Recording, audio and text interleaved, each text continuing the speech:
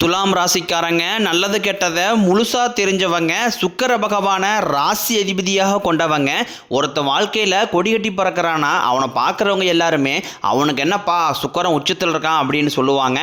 என்னதான் நீங்கள் சுக்கிரனையே ராசி அதிபதியாக கொண்டிருந்தாலும் எதுக்குங்க இவ்வளோ கஷ்டம் வருது? குறிப்பாக பார்த்தீங்கன்னா பணத்தில் அதிகமாக நெருக்கடியும் சிக்கலையும் சந்திக்கிறது யாருன்னு பார்த்தீங்கன்னா அது நீங்கள் தான். இதற்கு காரணம் பார்த்தீங்கன்னா உங்களுடைய குணாதிசயங்கள் தான். எல்லா இடங்களையும் நேர்மையும் உண்மையும் மட்டுமே நம்பக்கூடியவங்க. உங்களுக்கு சொந்தமோ பந்தமோ அது தப்புனா அது தப்பு தான், வெட்டு ஒன்று துண்டு ரெண்டுன்னு பேசக்கூடியவங்க. உங்களை ஒருத்தர் பஞ்சாயத்துக்கு கூட்டு போகிறாங்க அப்படின்னா நீங்கள் கூட்டு போகிற பக்கம்லாம் சப்போர்ட் பண்ண மாட்டீங்க.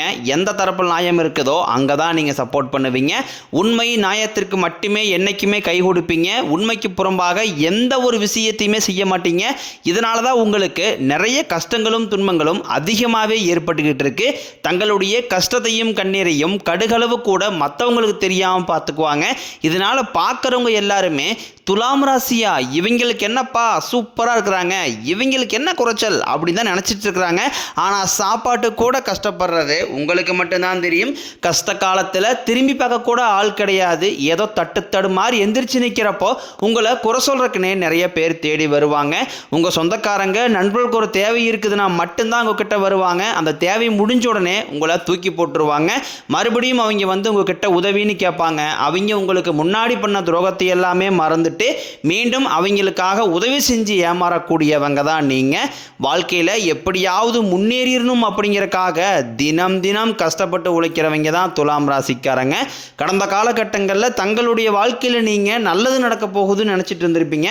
ஆனால் உங்களுக்கு அந்த டைமில் ஒரு மிகப்பெரிய ஏமாற்றம் தான். இந்த விரயச்சனி மூலமாகவும் கர்மச்சனி மூலமாகவும் நிறைய கஷ்டங்களும் துன்பங்களும் இழப்புகளும் ஏமாற்றங்கள் மட்டுமே நீங்கள் அதிகப்படியாகவே சந்திச்சிருப்பீங்க.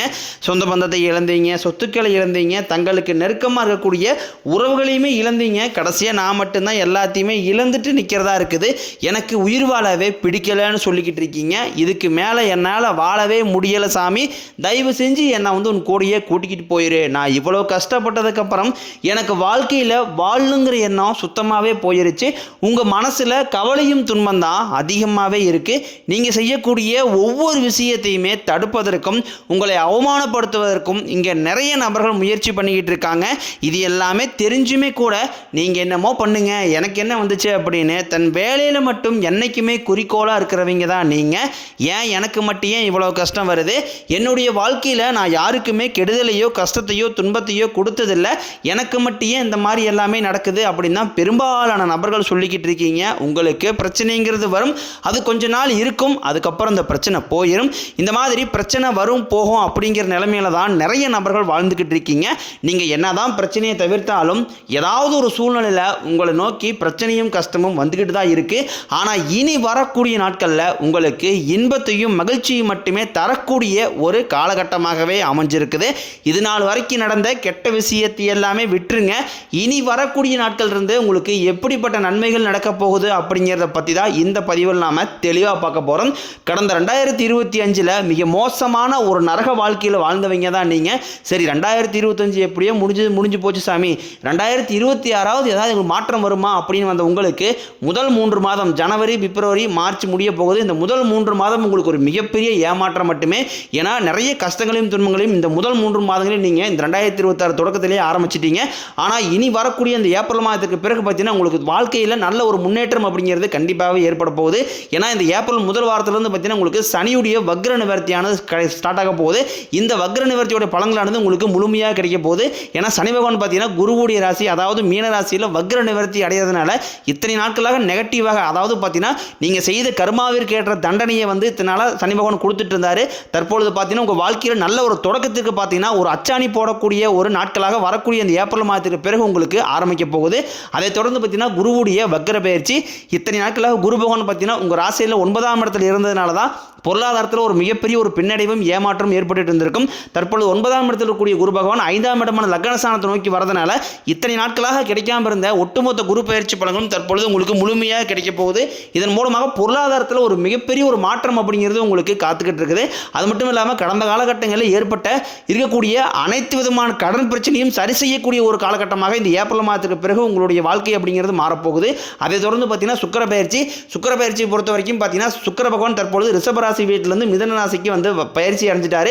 இந்த பயிற்சி மூலமாக பார்த்தீங்கன்னா புதன் பகவானும் சுக்கிர பகவானும் அடுத்து வரக்கூடிய ஒரு 150 நாட்களுக்கு இதனுடைய முழு பலன்களானது உங்களுடைய 2 ராசிகளுக்கு, அதாவது பார்த்தீங்கன்னா சுக்கிரன் ராசி அதிபதியாக கொண்ட ரிஷபராசிக்காரங்களுக்கும் உங்களுக்கும் முழு பலன்களும் கிடைக்க போகுது. இதன் மூலமாக ஒரு உச்சத்திற்கு போகக்கூடிய வாய்ப்புகள் என்பது அதிகமாகவே உள்ளது.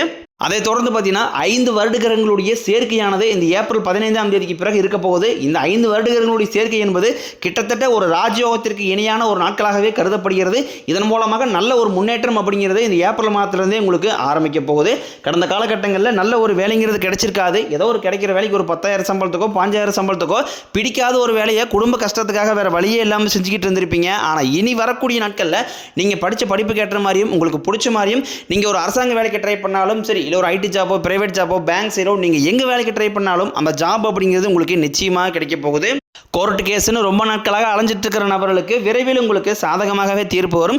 சொத்து பிரச்சனையும் உங்களுக்கு சாதகமாகவே முடியும். சனி பகவானினுடைய பார்வை உங்களுக்கு நேரடியாகவே இருக்குது. இதன் மூலம் வருமானம் அப்படிங்கிறது பல வழிகளில் வரும். தொழிலில் லாபம் சற்று அதிகமாகவே கிடைக்கும். அரசியல்வாதிகளை பொறுத்த வரைக்கும் புதிய பொறுப்புகள், புதிய பதவிகள் எல்லாமே தானாகவே உங்களை வந்து சேரும்.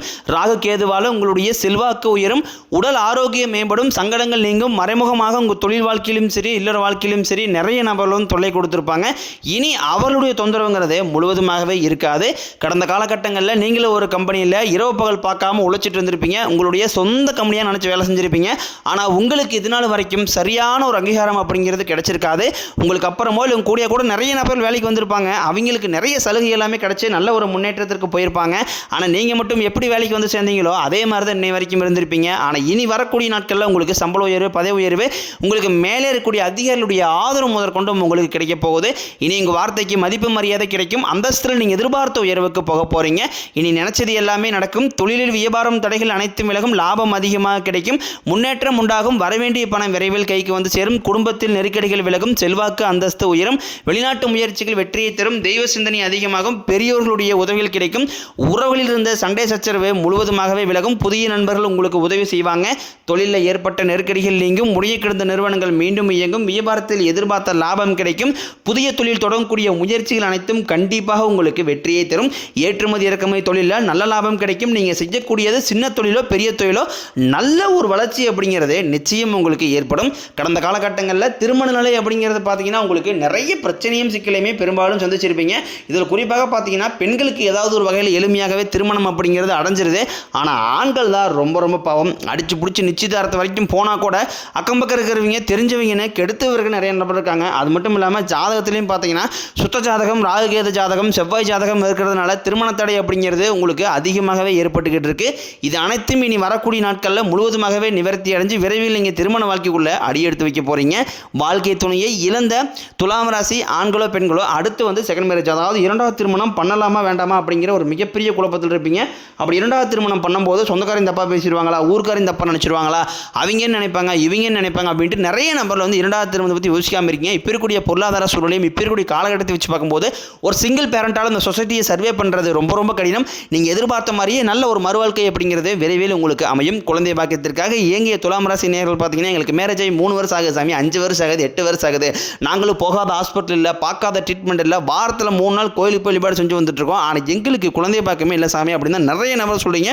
கண்டிப்பாக வரக்கூடிய முதல் 6 மாதங்களுக்குள்ளேயே விரைவில் உங்களுக்கு உடல் சார்ந்த பிரச்சனை அனைத்தும் முழுவதுமாகவே நிவர்த்தி அடைஞ்சு விரைவில் உங்களுக்கு குழந்தை பாக்கியம் அப்படிங்கிறது கண்டிப்பாக உண்டாகும். காதலிப்பவர்களுக்கு இந்த 2026 நிச்சயம் அந்த காதல் வெற்றியை பெறக்கூடியதாகும். வீட்டில் போய் சொல்லும்போது பேரண்ட்ஸை உங்களுக்கு முன்னாடி நின்று திருமணம் செய்து வைக்கக்கூடிய வாய்ப்புகள் என்பது அதிகமாகவே உள்ளது. தற்போது நடக்கக்கூடிய இந்த 10ஆம் வகுப்பு, 11ஆம் வகுப்பு, 12ஆம் வகுப்பு பொதுத்தேர்வு நினைச்சு நிறைய மாணவர்கள் பயத்தோடு இருக்கிறீங்க. நீங்கள் நினைச்ச மாதிரி 400, 450, 500 மார்க்கு மேலே அப்படிங்கிற ரிசல்ட் வரும்போது நிச்சயமாகவே உங்களுக்கு கிடைக்க போகுது. நீங்கள் நினைச்ச மாதிரியே நீங்கள் ஆசைப்பட்ட மாதிரியே நல்ல ஒரு கல்லூரியில் நீங்கள் அடுத்த கட்ட உங்களுக்கு கல்வியை தொடங்கக்கூடிய வாய்ப்புகளும் அதிகமாகவே உள்ளது. துலாம் ராசியை பொறுத்த வரைக்கும் நீங்கள் ஆண்களோ பெண்களோ அரசு வேலையோ தனியார் வேலையோ கூலி வேலையோ நீங்கள் எதிர்பாராத வருமானம் அப்படிங்கிறது உங்களுக்கு இரட்டிப்பு மடங்காக கிடைக்க போகுது. சேமிப்பு அப்படிங்கிறது பல மடங்காக உயரப்போகுது. இதன் மூலமாக கடந்த காலகட்டங்களில் ஏற்பட்ட கடன் பிரச்சனை அனைத்தும் வரக்கூடிய நாட்களில் முழுவதுமாகவே நிவர்த்தி அடைஞ்சு ஒரு பைசா கடன் இல்லாமல் அனைத்து விதமான கடன்களையுமே வரக்கூடிய நாட்களில் முழுவதுமாகவே கட்டி முடிக்க போகிறீங்க. முடிஞ்ச அளவுக்கு எல்லா விஷயத்தையுமே கொஞ்சம் ரகசியமாக வச்சுக்கோங்க. எதையுமே யார்ட்டையுமே ஷேர் பண்ணாத வரைக்கும் உங்களுக்கு எந்த ஒரு பாதிப்பும் கிடையாது. இந்த ஏப்ரல் மாதத்திற்கு பிறகு பார்த்தீங்கன்னா புதிய உறவுகள் மூலமாக நல்ல ஒரு தொடக்கம் அப்படிங்கிறது ஏற்பட போகுது. இந்த மார்ச் இறுதிக்குள்ளேயே பார்த்தீங்கன்னா குடும்ப உறவுகள் மத்தியிலும் ஏதாவது ஒரு சில நபர்களை விட்டு பிரியக்கூடிய சந்தர்ப்பம் வாய்ப்பு அப்படிங்கிறது தற்பொழுது உங்களுக்கு இப்போ இருக்கக்கூடிய சூழ்நிலை வச்சு பார்க்கும்போது அதிகமாகவே உள்ளது.